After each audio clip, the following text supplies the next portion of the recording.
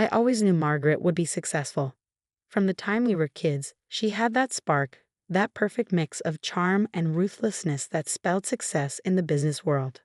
I was the quiet one, the studious one, the one our parents described as sweet, while they bragged about Margaret's latest achievement.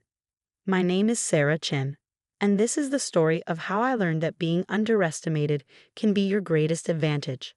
Growing up, Margaret was always the star of the family.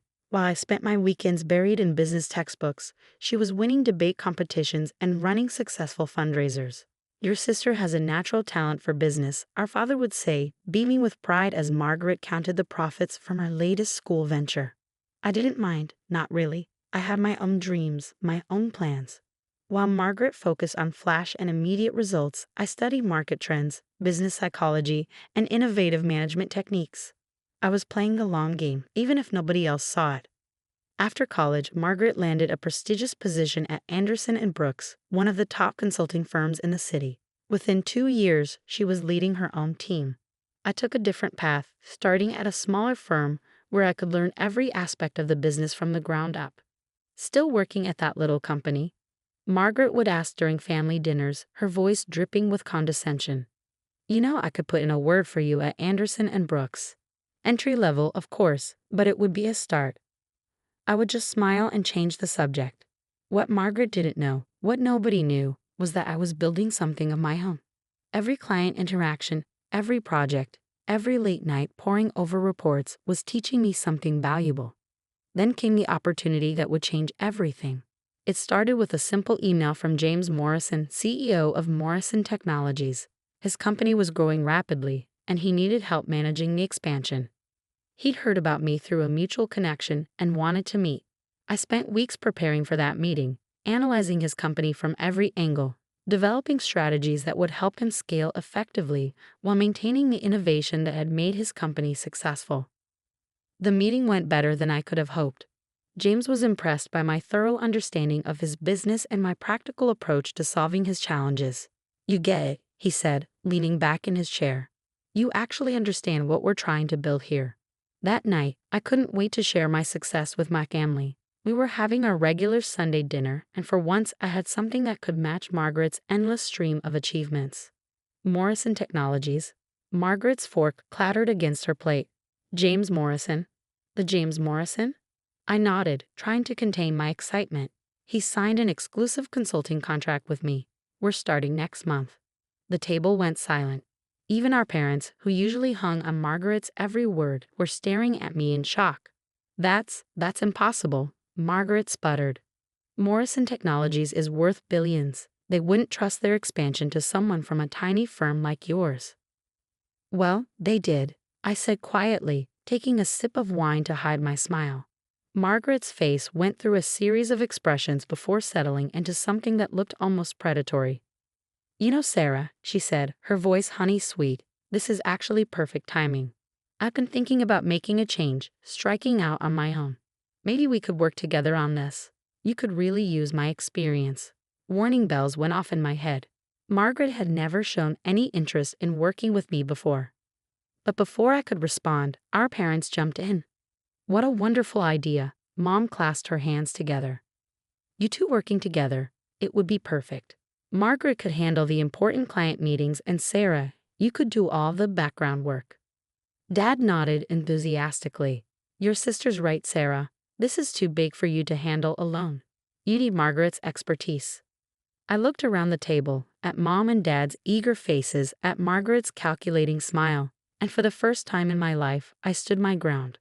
Thanks, but no thanks, I said firmly. I've got this handled. Margaret's smile disappeared. Don't be stupid, Sarah. You've never handled anything this big before. You'll mess it up without my help. I appreciate your concern, I replied, standing up, but I've worked hard for this opportunity and I'm going to see it through on my own. I left before they could argue further, but I could feel Margaret's eyes burning into my back as I walked out. The next few weeks were intense but exhilarating. Working with Morrison Technologies was everything I'd hoped for and more. James and his team were receptive to my ideas, and the initial results were promising. Then the whispers started. First, it was just a few odd comments from clients. I heard you're partnering with your sister on this, one said. That must be exciting. No, I corrected them. I'm handling this independently. But the whispers grew louder. Somehow, word was spreading that Margaret was involved in the Morrison Technologies project. I started getting emails addressed to both of us, meeting invitations that included her name. Finally, James called me into his office, looking concerned. "Sarah, we need to talk," he said, shuffling through some papers on his desk. "I'm a bit confused.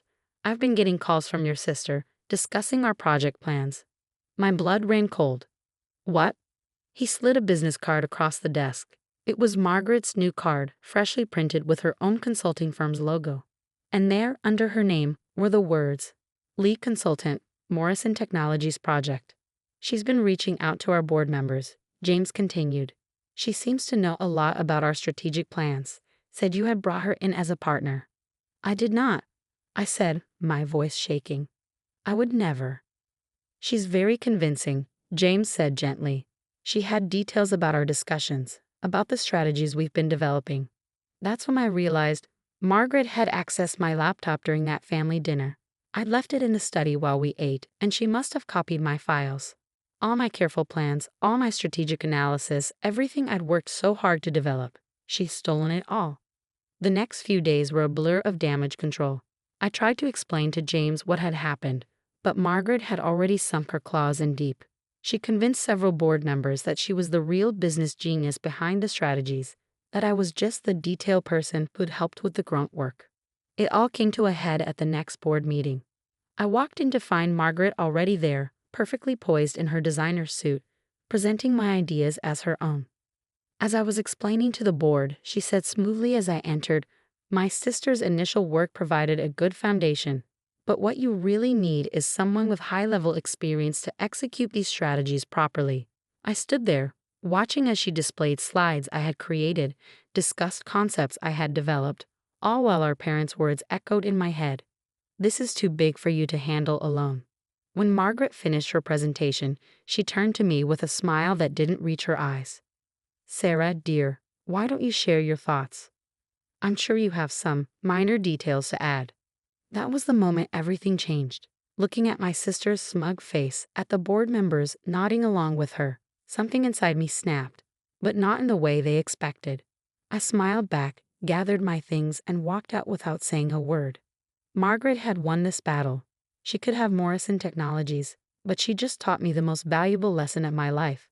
Trust no one. Document everything, and always have a backup plan. That night, I sat in my apartment, surrounded by years of research, client notes, and business plans. Margaret might have stolen my biggest client, but she hadn't stolen my brain, my experience, or my determination. I opened my laptop and created a new folder, Phoenix Consulting. It was time to rise from the ashes. The first thing I did after losing Morrison Technologies was document everything. Every email, every presentation, every strategy document I created. I compiled it all into a detailed portfolio, not for legal action, but for something more valuable, proof of my capabilities. Margaret might have stolen my work, but she couldn't steal my process. I spent the next month rebuilding from scratch. During the day, I continued working at my small firm, but my nights were dedicated to developing Phoenix Consulting. I wasn't just creating a business. I was creating something that would change the entire industry's approach to strategic growth. While Margaret focused on flashy presentations and big promises, I developed a unique methodology combining data analytics with human-centered design thinking. It wasn't sexy, but it was revolutionary. "You're making a mistake," my mother said during one of her guilt trip phone calls. "Margaret's doing so well with Morrison Technologies. She could still bring you in." I cut her off mid-sentence. "Mom, I have to go. I'm meeting with investors." That wasn't entirely true. I was actually reviewing startup incubator applications. I'd realized something while watching Margaret steal my work. The real opportunities weren't with established corporations like Morrison Technologies. They were with innovative startups that needed help scaling effectively. The first break came from an unexpected source. Lisa Zhang, a former colleague from my small firm days, had joined a promising AI startup called Neuratech. They were brilliant at technology but struggling with business development. "Their tech is amazing," Lisa told me over coffee, "but they need help translating it into actual market success." I remembered how you helped scale that healthcare app last year. I spent that night reviewing Neurotech's business model and developing a preliminary strategy. By morning, I had a detailed proposal that showed exactly how they could optimize their growth while maintaining their innovative edge. The meeting with Neurotech's founders went differently than my Morrison Technologies presentation. Instead of trying to impress them with industry jargon and flashy slides, I focused on demonstrating deep understanding of their specific challenges. You're not just throwing buzzwords at us. Dr. Adams, their lead developer, said afterward. You actually understand the technology and its potential. They signed with Phoenix Consulting that day, my first major client as an independent consultant. Meanwhile, Margaret was living her dream at Morrison Technologies. Her Instagram was full of power poses in front of corporate logos and humble brag posts about leading the biggest tech expansion in the city's history. What she didn't post about were the growing problems with her implementation of my strategies. She'd understood the words in my plans but not the underlying principles. It was like someone following a recipe without understanding cooking. One small change could ruin the entire dish. I heard through industry contacts that projects were running behind schedule, costs were spiraling, and team morale was plummeting. Margaret's solution was to call more meetings and create more PowerPoint presentations. But I was too busy to gloat. Neurotech's success with my methods had caught attention in the startup community. Suddenly, my inbox was full of inquiries from other innovative companies looking for similar results. I hired Lisa away from her job to help manage the growing workload. Then I brought in David Martinez, a brilliant data analyst I'd worked with on previous projects. Within 6 months, Phoenix Consulting had grown to a team of 10, each person carefully chosen for their expertise and commitment to our methodology. 1 year after Margaret's betrayal, I was sitting in my new office reviewing quarterly reports when Lisa burst in. Have you seen this? She asked, holding up her phone. It was a news article about Morrison Technologies. The stock had dropped 30% after a disastrous quarterly report. The ambitious expansion Margaret had been managing had failed spectacularly. Sources inside the company cite mismanagement and poor strategic planning as key factors in the downturn. The article read, several board members have called for a complete review of all recent strategic initiatives. I set the phone down and turned back to my work. I had proposals to review for 3 new clients, all referred by satisfied customers. That weekend, during our mandatory family dinner, Margaret was uncharacteristically quiet.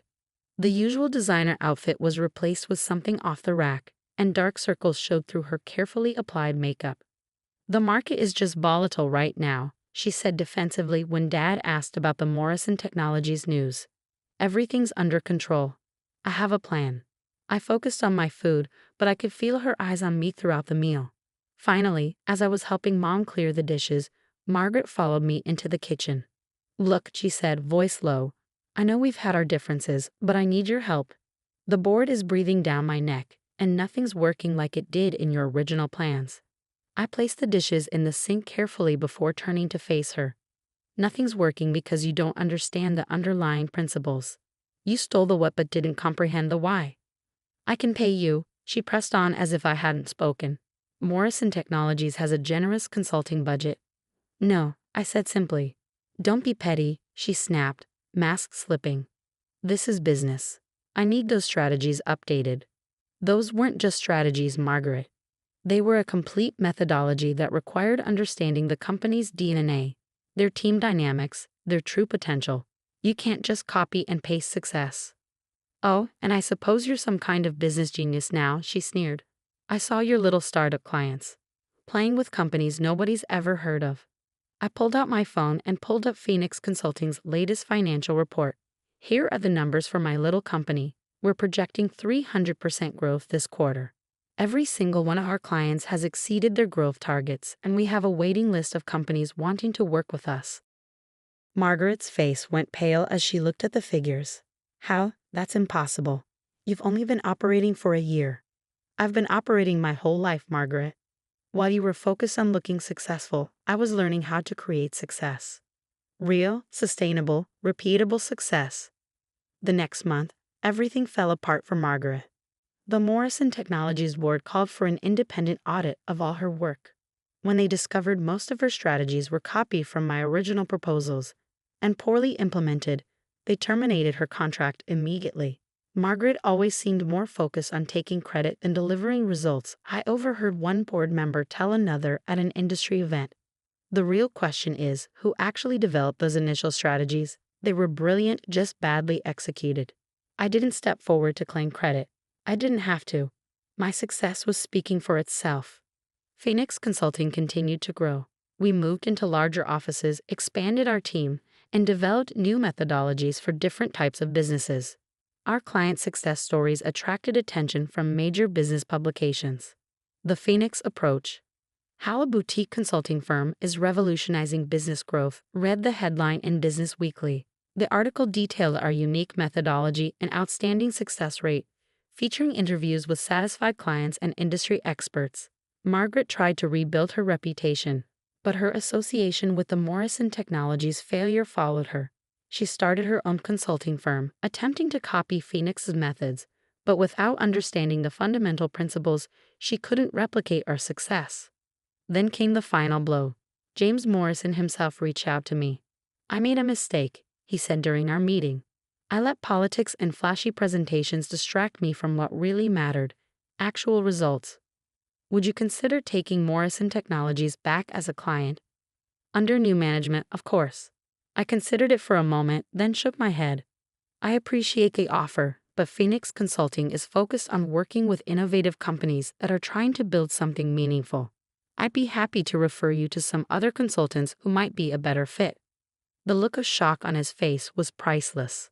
The Sarah Chen of 2 years ago would never have turned down such a prestigious client. But I wasn't that person anymore. Last week, I received an invitation to speak at the annual Business Innovation Summit, the same event where Margaret had once mockingly suggested I could hand out programs. My keynote speech would be about authentic leadership and sustainable business growth. The day before the summit, I received a text from Margaret. "I heard you're speaking tomorrow. Mom and Dad want to know if you can get them VIP passes." I stared at the message for a long moment before replying. "The event is sold out, but I heard they're streaming it online. Registration is $500 per person. Maybe you can expense it to your new company?" Oh wait, perhaps that was petty, but after years of condescension and manipulation, it felt good to finally stand my ground. The morning of the summit, I stood at the podium looking out over a sea of eager faces, entrepreneurs, business leaders, and innovators who were there to learn from my experience. In the middle of my speech about authentic success and sustainable growth, I spotted a familiar face in the back of the room. Margaret had bought a ticket after all. She sat there in her off-the-rack suit, frantically taking notes as I explained the principles she had never understood. Our eyes met briefly, and for the first time in our lives, I saw something new in her expression: respect. After the speech, my phone buzzed with a notification.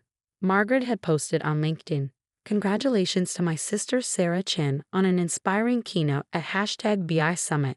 Your success is well deserved." I should have listened years ago. I smiled and slipped my phone back into my pocket without responding. Some lessons have to be learned the hard way. Today, Phoenix Consulting has offices in 3 cities and a team of 50 brilliant professionals.